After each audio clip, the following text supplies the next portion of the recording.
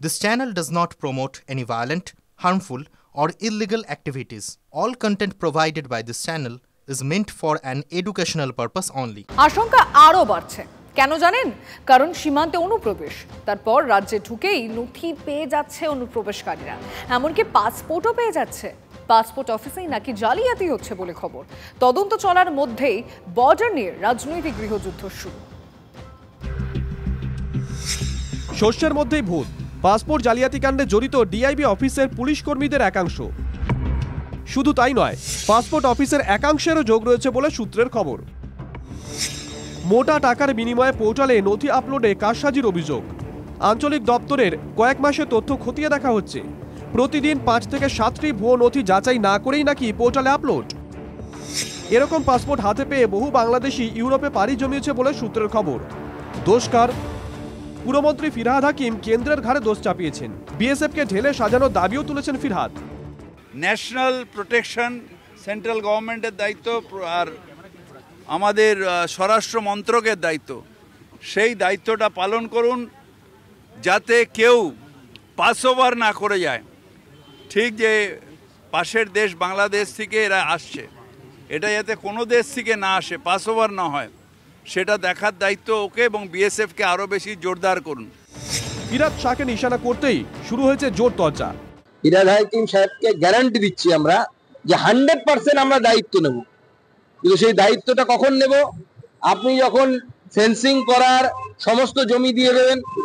রাজ্য সরকারের সক্রিয় মদতে একদিকে যেরকম বিএসএফকে জমির ব্যাপারে সহযোগিতা না করা, দ্বিতীয়ত পশ্চিমবঙ্গে জাল পাসপোর্ট, আধার কার্ড, দুষ্কৃতী, সন্ত্রাসী তাদের আশ্রয়স্থল হিসেবে ব্যবহার করা, এই সবটাই করছে তৃণমূল কংগ্রেস। এর জবাব তৃণমূল কংগ্রেস কিনতে হবে। বেআইনি অনুপ্রবেশ হচ্ছে, সেটাও তো অমিত শাহের দোষ। অমিত শাহের দোষ, আর এখানে কতগুলো অপদার্থ বিজেপি নেতা আছে তাদের জন্য হচ্ছে। পশ্চিমবঙ্গ সরকার সবকিছু বিএসএফ এর ঘাড়ে চাপিয়ে নিজের দায় এড়িয়ে যাওয়ার চেষ্টা করছেন। এটা তারা পারেন না, কারণ বর্ডারটা পার হয়ে আসার পর অনুপ্রবেশকারী বলুন, স্মাগলার বলুন, অপরাধী বলুন, তারা তো রাজ্যের সীমানায় প্রবেশ করছে। দায় ঠেলাঠেলির পালা সেরে সীমান্ত এবং অন্দরের নিরাপত্তা জোর দেবে কি সরকার? Bureau report, TV9 Bangla. জঙ্গি অনুপ্রবেশ থেকে পাসপোর্ট জালিয়াতি কাণ্ডে মুখ খুললেন রাজ্যপাল। বিষয়টি গুরুতর, কেন্দ্র যথাযথ ব্যবস্থা নিচ্ছে, পরিস্থিতি নিয়ন্ত্রণে সক্ষম ভারত। মন্তব্য রাজ্যপাল সিভি আনন্দ বোসের। The nation is ready for any exigencies. We will take action, appropriate action. Since the matter falls within the realm of external affairs, as the governor of a state, I do not want to make any particular comments on that. We will get peace. Situation will certainly be tackled in the best possible manner by the government of India and the competent authorities.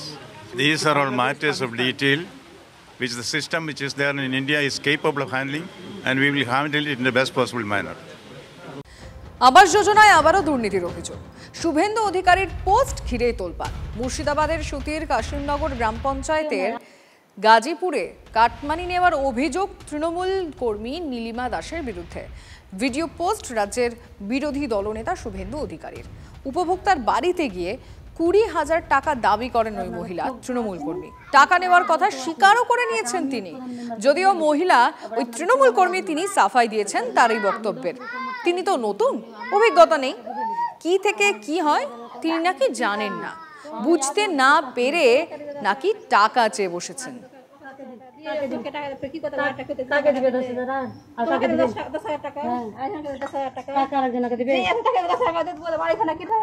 কথাটা শুনে না মা, এই টাকার ভাগিদার কেউ নয়, আমরাই, তাছাড়া আর কেউ নয়, আর কেউ পাবে না টাকা। শুনেন, যদি এটা যদি এবার যদি শুনেন, কত টাকা চেয়েছিল আপনাদের কাছে? 20,000 টাকা অনলাইনে তুলে নিয়ে আসতে জোর করছে হয়েছে। আমি এখন পয়সা তুলতে পারবো না, না পয়সা যেখান থেকে পারো আমাকে দাও। আমি কোথায় পাবো যে পয়সাটা দিব? আমার হাঁড়ি চাপে না, আমি কোথায় পাই যে আমাকে টাকাটা দিয়ে আমাকে জোর করে বলছে কে টাকা দিব?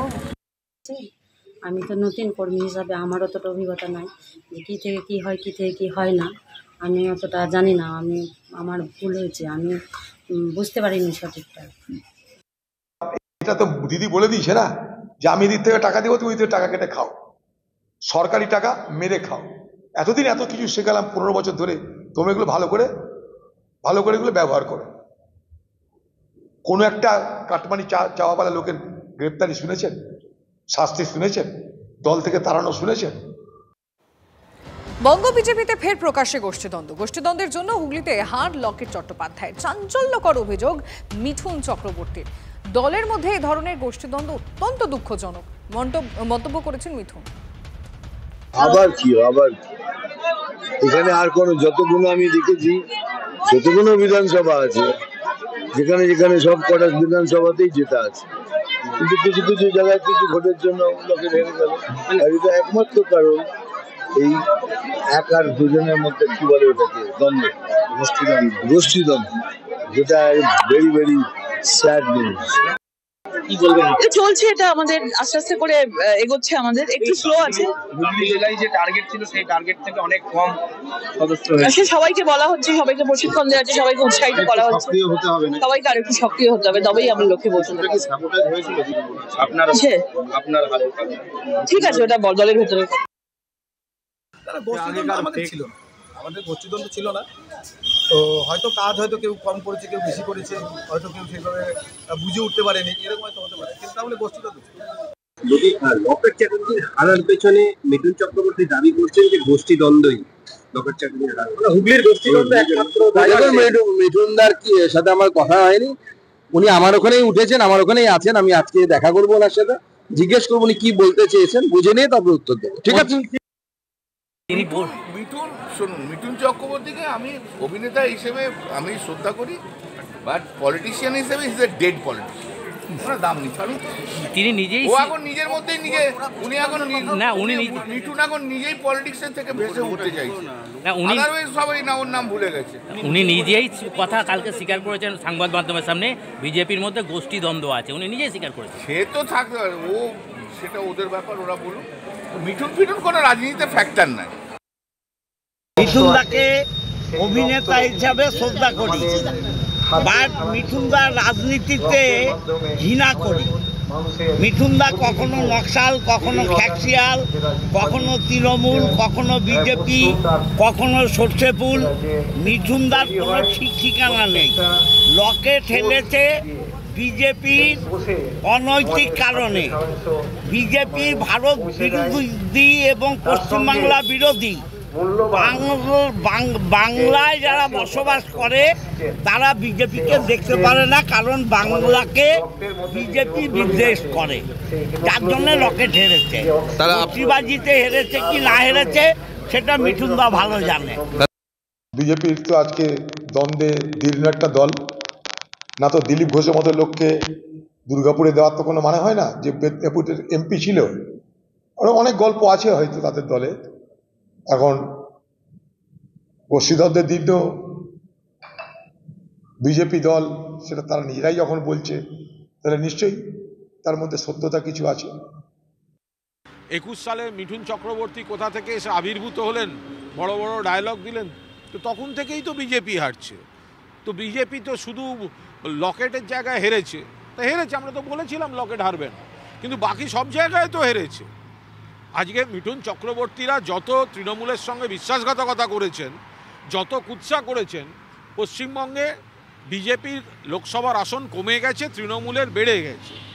তো বেছে বেছে শুধু লকেট চট্টোপাধ্যায় হারার কথা কেন বলছেন? লকেট হারবেন তো জানাই ছিল। মিঠুন চক্রবর্তীর মতো তিনি অভিনেতা বড়, তিনি নিশ্চিতভাবে অভিনেতা বড়, মানে এটা নিয়ে কোনো কেউ কথা বলতে যাচ্ছি না, কিন্তু রাজনীতিবিদ হিসেবে তিনি দলবদলু, সুবিধাবাদী, বিশ্বাসঘাতক। এই দলবদলু, সুবিধাবাদী, বিশ্বাসঘাতকরা যত বেশি করে তৃণমূলের কুৎসা করতে আসবেন, মমতা ব্যানার্জিকে আক্রমণ করতে আসবেন, তত বিজেপি হারবে।